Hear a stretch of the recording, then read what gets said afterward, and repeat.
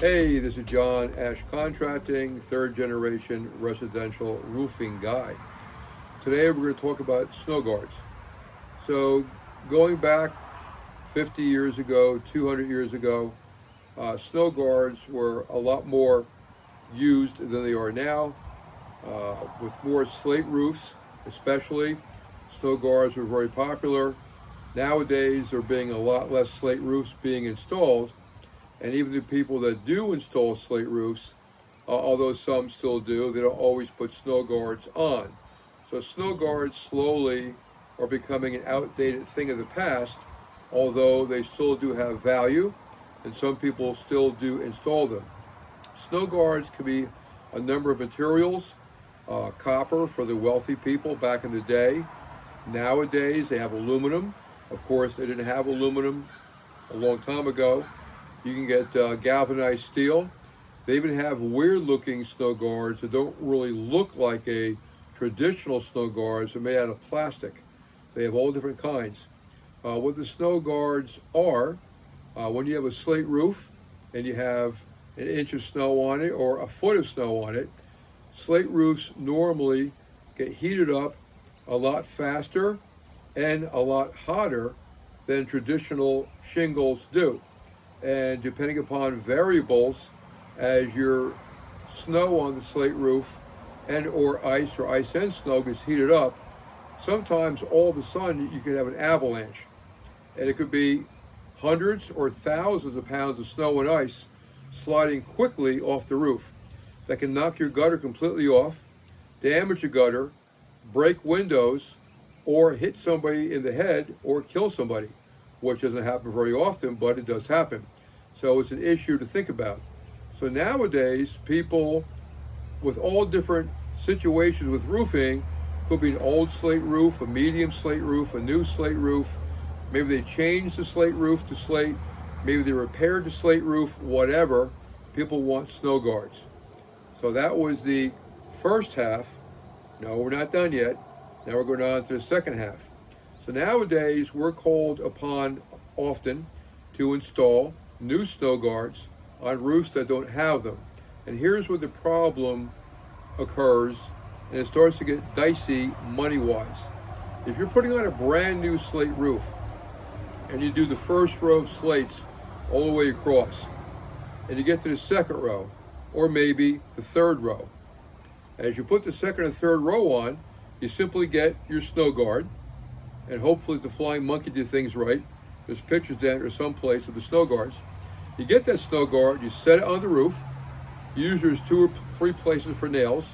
You nail it through the slate into a particular location in the slate, not just anywhere. It takes maybe 30 seconds to a minute to nail that snow guard on, and then you put your next row of slates, and then usually you have 2 rows of snow guards, and they're spaced diagonal like a bishop in chess. Yes, I'm smart, I know what chess is. And anyhow, these snow guards go on, and they go on pretty quickly and pretty fast. Now, depending upon what type of slates you're using, the thickness of the slates and other variables, some old timers will carve a little bit of the back of the slate out to allow for the slate not to rock on the snow guard, which has a thickness to it. And you have the snow guard here, and you put a slate on top, the slate can rock a little bit. If you carve the back of the slate out, it won't rock. That takes more time. But that's what's done on a new slate application, and it's not that time consuming. But now moving forward, if you want to put snow guards on an existing slate roof, first you have to remove all the slates. And again, depending upon many variables. What size is the slate? What kind of rock was it? Where was it quarried from? That tells us how brittle it is. How old is the slate? How many decades or close to 100 years or over 100 years has the sun beaten on the slate? Is the slate still strong and hard? Is it soft? Can you put your finger right through it? How many snow guards you got to take out? What is the pitch or angle of the roof? What kind of wood is there? How long are the nails? Are the nails easy to get out? Are the nails hard to get out? All these things determine how long it takes to get the slate out. It might take 10 minutes to get out one slate. If you're lucky, Might take 3 or 4 minutes. But now, taking out the slate, you have to pull the nails out of the slate, and you can't see the slate. You have to get something called the slate puller. If you want to know what that is, look it up on Google or call me. I'll tell you what a slate puller is. But you have to get a slate puller, pull the nails out. Sometimes when you do that, the slates above that you do not want to remove, that don't need to be removed, unintentionally crack. Now you want to take one slate out to put in one snow guard. Now you got to take out 2 or 3 slates if they crack.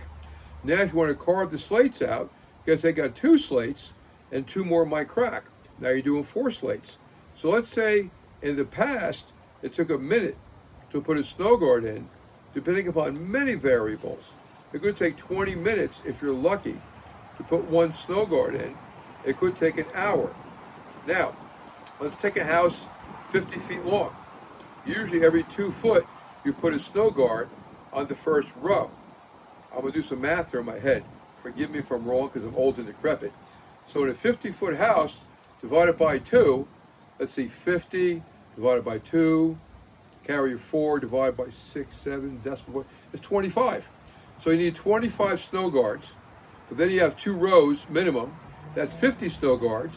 2 sides to the house is 100 snow guards. If it takes an hour to put in one, that's 100 hours.